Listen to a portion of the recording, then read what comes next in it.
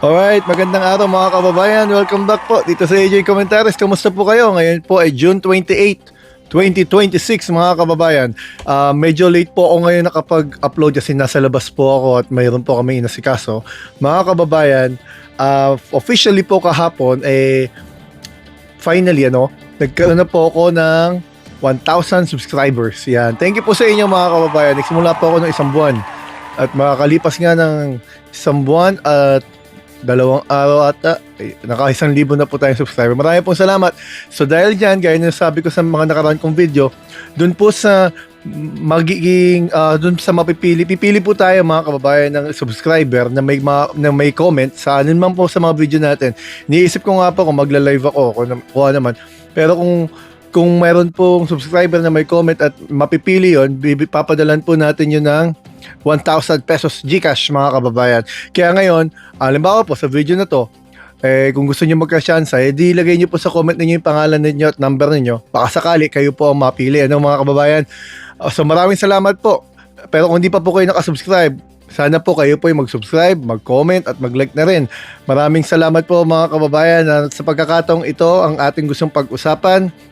Of course, may nangyayaring rally ngayon, yung sa white, white ribbon, tawag nila. May rally ngayon kung saan yung mga kontra sa korupsyon nagsama-sama at pero magulo rin dahil hindi lang basta posisyon ng Marcos ang nandoon kasi halo-halo doon nandun yung mga Dilaw, yung Pink, ganun din. Darating din daw yung mga DDS, sila Mike Defensor.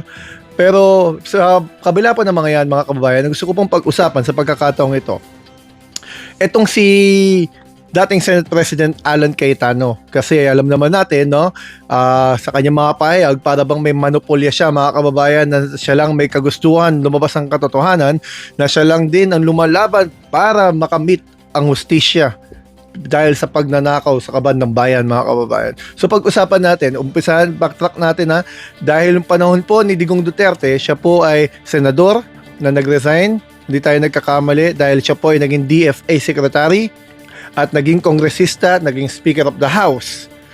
Doon sa mga panahon na yon, particular doon sa 2017-2018 kung saan si dating Congressman Andaya, mga kababayan, at si Marcoleta mismo, si Rodante Marcoleta, senador ngayon, ay nagkaroon po ng press briefing patungkol sa 332 billion na that time hindi pa flood control talaga yung tawag pero corruption sa DPWH na yan inamin din ni Pangulong Digong Duterte noong 2020, sinabi niya mayroong ang korupsyon doon sa DPWH.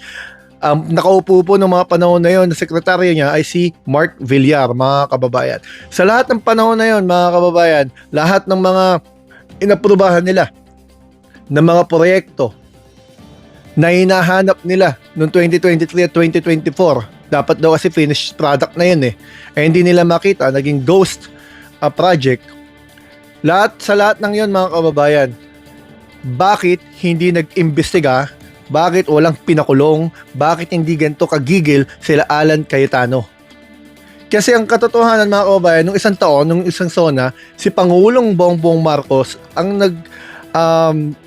nagtawag ng atensyon na imbestigahan ang nangyayari yan. Kasi hinahanapan po ng proyekto Hinahanap po yung mga tapos ng proyekto. Ungkatin lamang po natin, mga kababayan Gaya po na nasabi natin, sinabi rin ni Diskaya ito, 2016 nagsimula sila na makakakuha ng malalaking mga contract o doon sa bidding nila. At sa katunayan, mga kababayan, ito ay galing din sa testimony nila Diskaya. Kung di tayo nagkakamali nung hearing nila kay Ping Lacson noon. Gusto ko rin po iparinig sa inyo yung dun sa balita ng Billionaire News. Kasi po, noong 2022 po ito mga kababayan nakakuha po ang Taguig, syudad ng Taguig, ng humigit kumulang 26 projects. Yan po ay base sa nila Diskaya, mga kababayan. Ang total po niyan ay 2.6 billion pesos. Noong 2021 ay 1.1 billion pesos. Lahat po yan panahon ni Digong aprobado po yan, na-release ang pondo niyan. Kasi po, yung 2022, umupo po si BBM June 30. Wala na, ilabas na pa yung pondo kasi January pa lang, ano na yan areglado na yan mga kababayan. So, anong ibig sabihin natin? Kung doon pa lang nangyayari na itong mga to, bakit hindi sila nag-imbestiga? Bakit hindi sila, mga kababayan, ganyang kagigil? Na para bang after na ipatawag ni BBM ang investigasyon, parang inaako nila na sila ngayon ang para sa katotohanan. Yung grupo nila Alan Cayetano, mga kababayan.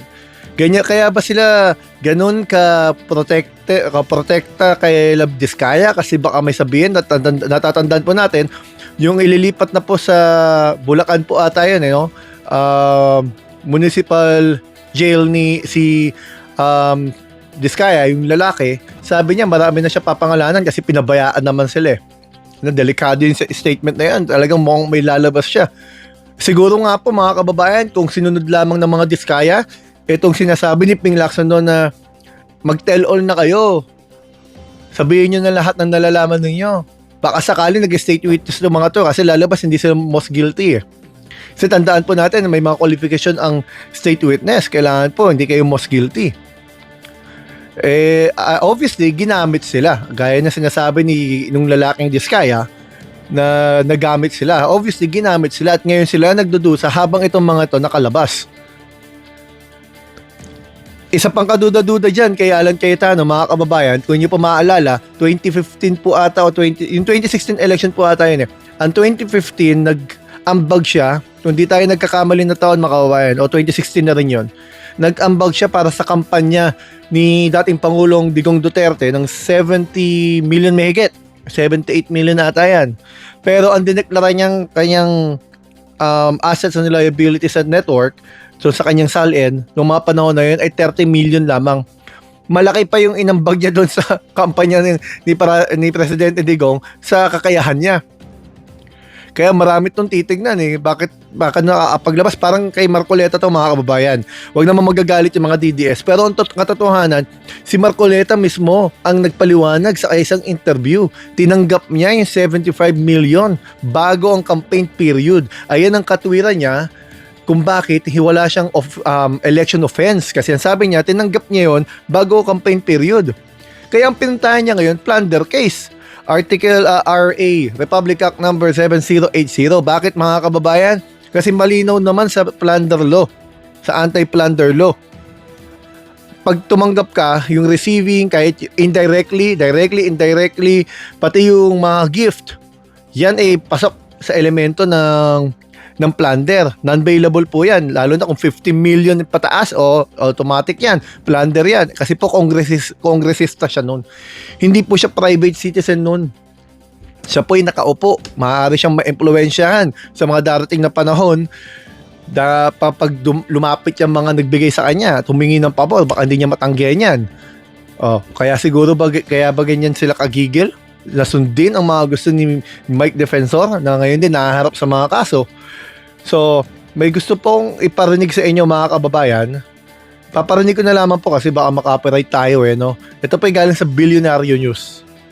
Ito po, mga kababayan. Saan lugar na dumina ng mga Diskaya ang flood control contracts ng DPWH. Isa ang Metro Manila sa mga rehiyon kung saan top contractor ng flood control projects ang siyam na Diskaya companies. Kabilang dito ang Taguig City sa taong 2022. Base sa DPWH Transparency Portal, mayroong 26 flood control projects sa lungsod sa taong ito na worth 2.6 billion pesos.